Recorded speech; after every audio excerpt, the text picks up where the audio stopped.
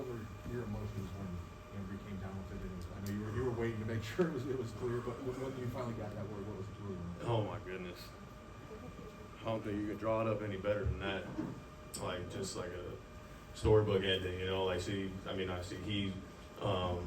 he's always been in position so many times like this, you know, these last little couple games, and to make it in the biggest moment when we needed it most, like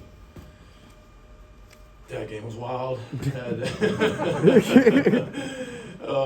Yeah, that's a special one. That's incredible. Was there something that makes it even more special just because your season was a lot like today's game, right?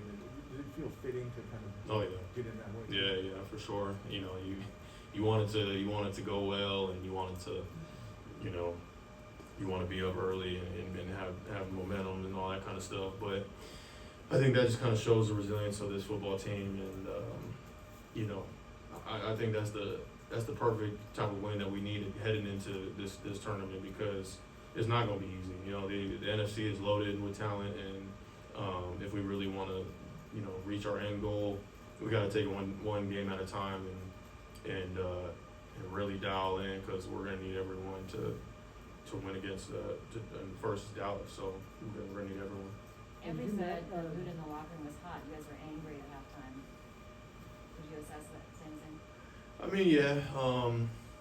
You're obviously going to be upset when, you know, they're up 17-3, and we hadn't taken the ball away. They kind of got some cheap explosives that we shouldn't have given up, and yeah, we were mad because we wanted to go out and we wanted to make sure that we took control back of the game, and we knew the offense would go down and punch it in early, or as soon as we got back out there at half, and it was huge that they even got that 3 points before the half, you know, and we got that one from E-Man, you know, in a big time moment when we needed it, and offense played lights out, and I can't even name everybody involved in who I mean, we needed everybody.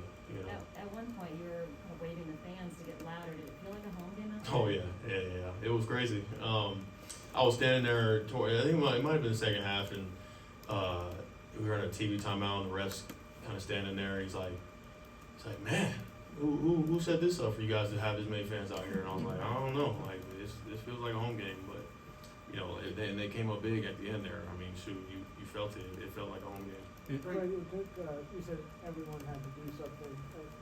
That was Bernard just got here. I don't know if you've met him yet. Yeah. But I mean, he's in the huddle. Are you like, oh geez, what's going on? Yeah. We had conversations early on in the week, because I mean he even said, like, you know, me and him, we're gonna have to communicate a lot, and he jumped right in from Wednesday's practice and was on it. Like, I knew if he had his number called, he was gonna be ready, just like he was. You know, just the amount of people that had to step up. You talk about Dante Johnson playing nickel, having moved to safety after Tar got some, you know, guys his groin strained. Just incredible. You know, it's kind of crazy to kind of think about right now. Bro, what's it like? You know, you saw the energy shift in the third quarter where the offense was running the ball defensively, you smothered them, denied the run game, doing the long third down, and smothered them. Did you sense right then, like, okay, the dam is breaking? Yeah, for sure. I mean, the momentum was for sure swinging. Anytime I'm on the sideline, I never get too high or too low. Just kind of, I know how football is, and I always just kind of try to keep the defense like this. You know, just keep them even keeled, and let them know that it doesn't matter what's going on out there. You know, whatever the offense is doing, we got to go out there and we got to play our style and our brand of football on defense. And you know, we knew we needed to take the ball away, and we got the one that we needed early in the game, and then obviously the one at the end to seal it. Kyle chose to punt with about a 2-minute warning, down 7. Do you take that as a compliment to the defense? Because if you give them a first down, that's not very good. What were you thinking at that moment? Oh yeah, I mean, shoot, that if we give a first down, I think the game's over. Like, we wasted all our timeouts, we're not wasted, and we obviously used them for to try and get them off the field. But I mean, shoot, I think Dante on that third down made a big time tackle, because you know, he was kind of getting outside and maybe slipped a couple tackles. But yeah, I don't think we I don't think we win that game unless we get off right there. Were you surprised at all by the way they ended regulation, just running it 3 straight times, and then, you know, not trying to go deep when they had the one timeout left? think so. I think that's just what they had to do. You know, like I don't know. Hindsight's 20/20, right? You know, like imagine if they had gone the first down in the run it 3 times, like then they look like they're just the smartest people ever because they ran the clock out.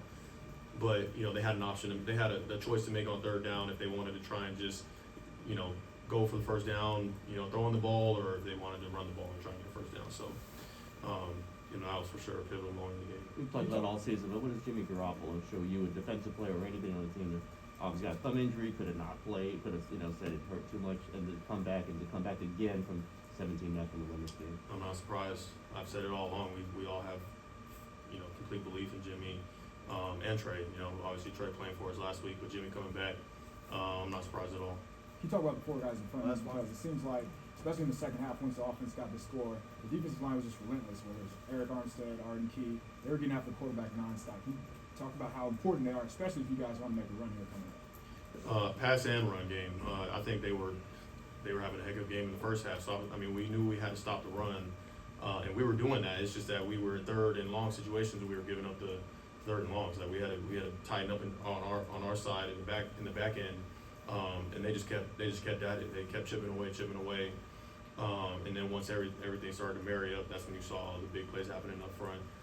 But those interior guys and everyone disrupted in the backfield in the run game and making those big time 3rd down stops. They were exactly who they've been all year. How about Right. that overtime coin toss?